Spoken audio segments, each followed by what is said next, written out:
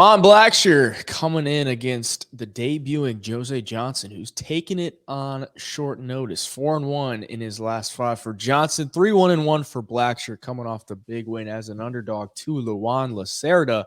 Comes in here as a favorite, sitting at around minus 200. Jose Johnson comes back around plus 160. It's a bantamweight bout.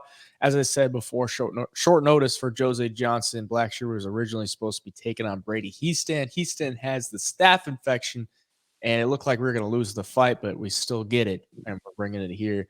What do you like in this one? Yeah, first, I was excited to see Heaston and Blackshear because of the grappling pedigrees of both. I thought it was going to be fun and back and forth. And now you get Jose Johnson, who's kind of like he's kind of a wild card, man. He's got some great wins on his record. He's got some questionable losses. For 135, though, he's 6'1". Like, that's a big dude, and he's long and he's athletic and, throws some crazy stuff. I was talking to you before this, like, he's just a wiry fighter that he can annoy guys in there in the octagon.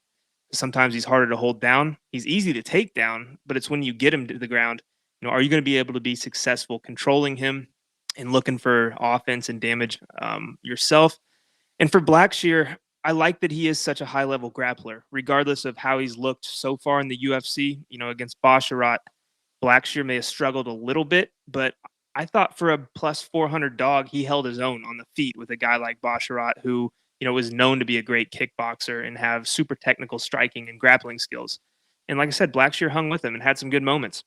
Against Lacerda, Blackshear looked great. Lacerda kind of gassed out, but he was able to get that finish, which was impressive. And against Zalal, that was a draw, wasn't it? Yeah, I believe. Yeah. And, UFC debut, I believe it was short notice. So it wasn't a terrible showing on him for most of the fight, though. And against Johnson, being short notice, I think, is going to help Blackshear. Blackshear, like I said, with the grappling pedigree, if he goes in there, tries to wear Jose Johnson down, eventually I think he's going to find himself in dominant position. And we all know how good Blackshear's submission game is. He's a strong dude. And like I said, he's been improving on the feet. So unless he gets caught by something crazy out of Jose Johnson, I think he's got a shot to go out there and make this one interesting and take this fight too. Yeah, I mean, I liked him on Blackshear in the spot just for the fact that I liked him against Brady Heaston. That was kind of like a grappler versus grappler type. And he's getting a short notice guy here in Jose Johnson, who's kind of tough to prepare for in the fact that he's 6 foot at bantamweight. He's a long dude.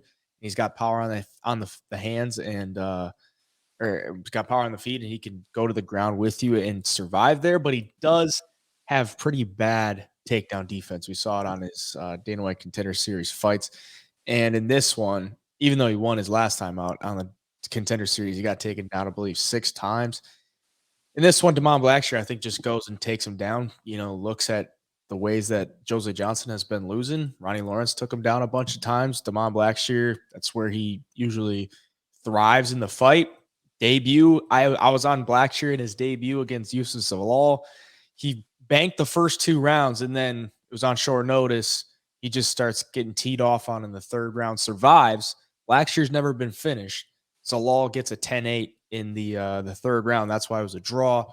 Fareed Basharat, it was a really good showing, I thought, by Blackshear. Like, he looked pretty dang good for being that big of an underdog. Still lost. If that fight goes a little bit longer, he might have cinched up a submission there at the end, and then just dominates Lacerda. So I like the way he's going. I mean, he came in with a draw, a loss, and then a win. I like the momentum coming into this one, especially getting a guy in his UFC debut. I think he takes it.